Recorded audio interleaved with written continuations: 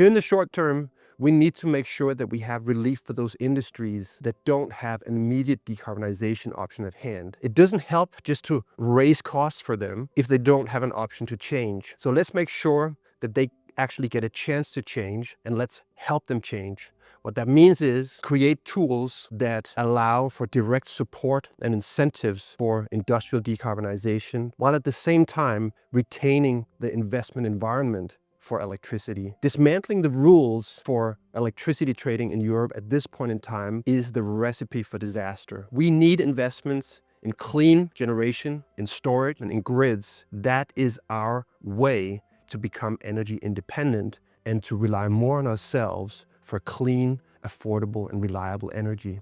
So do not touch those rules. That would be the Groundhog Day approach rather than the strategic approach. Let's instead look at what we can do right here, right now. And as it were, governments have direct levers at hand. They can lower taxes on electricity. They can provide that relief with state aid to the critical industries. And we can develop tools at EU level with the ETS that allow for more direct support for the industrial transition. So the moment now for Europe is to decide whether we do political panic and Groundhog Day, or whether we continue along the course we plotted. And I say, let's do this in the European way. Let's do this in an analytical, thoughtful, evidence-based, and strategic way. That's what we need right now. We are at a critical moment in time, and the challenges ahead of us are truly daunting. We need to fix climate change. We need to compete in a much more geopolitically tense world, and we need to lean into this, all of us. That means member states, that means the EU, and it means industry. So let's work together on this. Let's lean in, all of us.